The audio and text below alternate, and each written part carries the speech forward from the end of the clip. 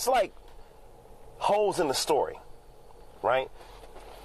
Not only that, holes are in that part of the story. But then here's my question: why is he doing this? Let's make the argument that he didn't make it up, that it wasn't a hoax.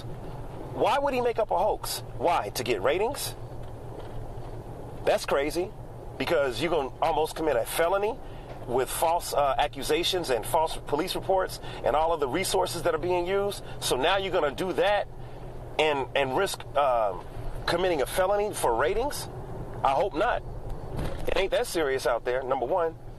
Okay, so let's just say the letter that was sent to Fox was a real letter, and you felt like it didn't get enough attention. So now you fake a hate crime after a real hate crime of the letter. You fake a hate crime in order to bring awareness to your cause.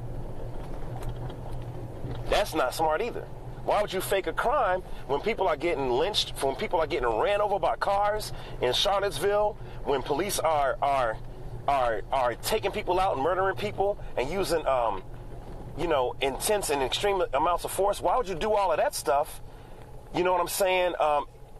In order to get attention to a cause. If you want to get attention to a cause, do like Kaepernick. Like boycott, protest, be consistent.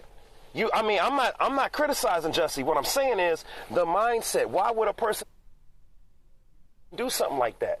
He's an activist, man. He's been an activist for black people and for homosexuals. So if you're gonna really stand up for your cause, why jeopardize it by putting out a false report or a false claim or bearing false witness, as they say in the word? So it's a lot going on here that I'm not crazy about. It's a lot going on here that I'm just not crazy about. And I'm not going to be one of those guys that gets up and completely says it's a hoax. I'm waiting on the facts. That's why sometimes I wait to put a story out, because I really want to know the facts. I really want to know the facts. I don't like to just get on and give opinion, even though I'm doing that right now. I don't like to kind of do that unless I know what's going on, because everybody got opinion. Everybody got a take on it, and that's cool. I try to give some facts, though.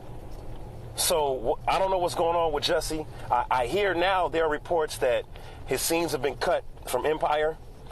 His time on screen has been cut. I know he came back to film the last couple of episodes of Empire. That's why he was coming back that night from New York. I also heard that he did an audition in New York for a play that was similar to what happened to him in real life, where in the play, someone gets hit with a homophobic slur, someone gets hit with a black slur, and then they get attacked and a hate crime ensues. I also heard that it's a possibility that Jussie may have rehearsed this with these guys, and that when his plane, on the way back from the audition from New York to Chicago, when his plane was delayed, that he jumped on IG Live and dropped hints that here are my whereabouts, here are my whereabouts, here are my whereabouts. I'm not there yet, I'm not there yet. So they knew what time his flight actually took off, so they knew around what time to be out there in the cold ass weather to find him so they can mock beat his ass.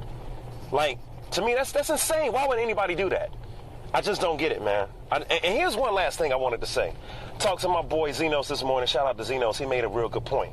He said, listen, man, if a white supremacist is going to try to commit a hate crime, if they hate gays, if they hate blacks, and they're going to try to commit a hate crime, they are not going to just bruise your rib or hit you in the face and it look like you hit yourself in the face.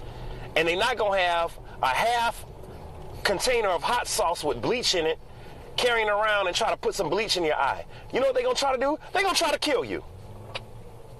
Like the white supremacists in Charlottesville ran a car indiscriminately through a crowd of people. If you're not a neo-Nazi or a white supremacist or you wasn't supporting their cause, it don't matter what race you are. They tried to mow you down. They tried to kill you. So if you are a victim of a hate crime, and you know, I don't wish that on anybody, but I'm telling you, if you're a victim of a hate crime, they trying to take you out, man. They're not trying to scare you and say MAGA country and run off. They trying to kill you, dog. So that's the other part of this story. I don't get it. And the problem that Cardi B and no witnesses, Big Corey G, I see you. Sasha, holes in the story, definitely. I see y'all. Another thing that's important here is that Cardi B and others are saying, yo, man, you fucking up Black History Month. You are messing up Black History Month. Not only that, you're giving Trump And others that don't believe when black people go through crimes, they think we already cry wolf. They think we are trying to look for the boogeyman. I saw a Fox report saying that, liberals are looking for the boogeyman and Dems are looking for the boogeyman to be like a Trump supporter. No, man, we're not looking for the boogeyman.